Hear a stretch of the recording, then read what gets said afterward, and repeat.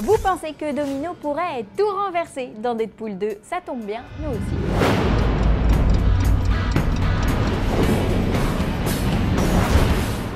Alors que l'on vous dévoilait la bande-annonce de Daredevil vendredi, place aujourd'hui aux Defenders. Il se pourrait en effet que l'équipe de super-héros affronte le Zodiac.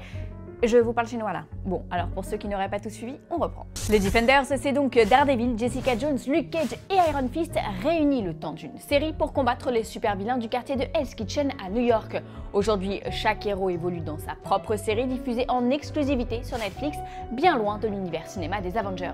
Daredevil en est à sa saison 2 et a un tout petit peu d'avance sur Jessica Jones. Quant à Luke Cage, il débarquera en novembre. Ne manquez plus qu'Iron Fist, mais c'est désormais officiel. Danny Rand sera interprété par Finn Jones, alias Loras Tyrell dans Game of Thrones. Un choix plutôt inattendu, mais jusqu'ici raccord avec la politique de Marvel et Netflix qui privilégie des acteurs peu connus du grand public. Les Defenders sont donc au complet, ce qui explique les premières rumeurs concernant l'identité du vilain dans la série Zodiac, plus précisément le cartel du Zodiac. Au total, 12 membres importants nommés selon les signes du Zodiac: Taurus le taureau, Léo le lion, Scorpion le scorpion. Bref, vous saisissez l'idée, chaque membre couvre une ville et leur but est de dominer le monde tout en pratiquant la manipulation politique et économique. Selon comicbook.com, il existe déjà plusieurs références à Zodiac dans les séries existantes. Dans Daredevil saison 1, Wilson Fisk cite Cornelius Van Luth, le créateur de Zodiac. Et puis dans Jessica Jones, sa voisine qui a été membre d'un culte évoque bizarrement son signe astrologique. D'ailleurs, ces références à Zodiac vont bien au-delà des séries Netflix puisque le cartel a également été évoqué dans le court-métrage Marvel sur l'agent Carter. Vous vous souvenez? Dans le film, elle réussit à s'emparer du sérum convoité par le Zodiac. Or, l'agent Carter fait partie de l'univers Marvel Télévision, on peut donc supposer que le Zodiac n'a pas fini de faire parler de lui. Et puis dans les comics Ultimate Spider-Man, Wilson Fisk cherche à entrer en contact avec le Zodiac. Fisk, qui rappelons-le, est le méchant de Daredevil saison 1, un méchant toujours vivant qui pourrait être à la solde de ce cartel. Bref, vous l'aurez compris, tout est possible et voir cette organisation confrontée aux Avengers d'Hell's Kitchen serait un très bon début pour ces Defenders. En attendant, on reste focus sur le 10 avril prochain, date de reprise de Daredevil saison 2, avec, on l'espère, tout un tas de clins d'œil au Zodiac.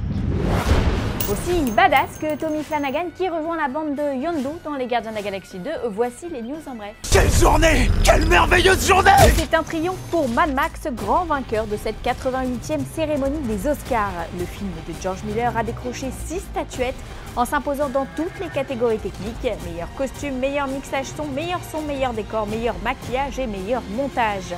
Mad Max vole ainsi la vedette à Star Wars qui repart bredouille. Pendant ce temps-là, les 4 Fantastiques décrochent 3 framboises d'or aux Razzie Awards. Pire remake adaptation ou suite, pire réalisateur pour Josh Trank et pire film ex-aequo avec 50 nuances de grey. Grosse fessée pour les héros. Et Léo dans tout ça? Eh bien Léo a enfin décroché son trophée. Ça valait le coup de s'acharner sur le clavier. Le super vilain Doomsday a enfin trouvé sa voie. À un mois de la sortie de Batman vs Superman, Warner a tranché. Contrairement à Marvel qui avait choisi Josh Brolin pour Thanos, le studio a opté pour un acteur spécialisé dans le doublage. Il s'appelle Robin Atkin Downes et a déjà doublé Deadshot, le Chapelier Fou, Captain Cold, Deathstroke et même Alfred dans les films d'animation d'ici. D'ailleurs, il a aussi travaillé pour Marvel en doublant le baron Zemo dans Avengers. Reste à savoir s'il arrivera à rendre Doomsday aussi terrifiant que dans les comics. Gros défi et réponse dans un petit mois au cinéma. Aujourd'hui dans le courrier des fans, on répond à Gauthier, mais aussi à beaucoup d'entre vous qui réclamaient des nouvelles de Zombieland 2. Alors Tallahassee, Little Rock, Wichita et Columbus vont-ils enfin se retrouver? Dans une interview accordée à Entertainment Weekly, Jesse Eisenberg a déclaré que c'était en cours du côté de chez Sony, mais toute l'équipe souhaite faire une suite à la hauteur du premier film. Hors de question de décevoir les fans, et ce, même si cela prend du temps, beaucoup de temps.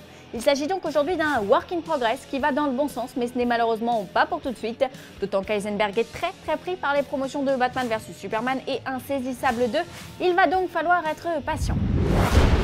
Fanzone, c'est fini pour aujourd'hui, mais vous pouvez nous retrouver sur YouTube en vous abonnant à la chaîne Fanzone et à la chaîne Allociné.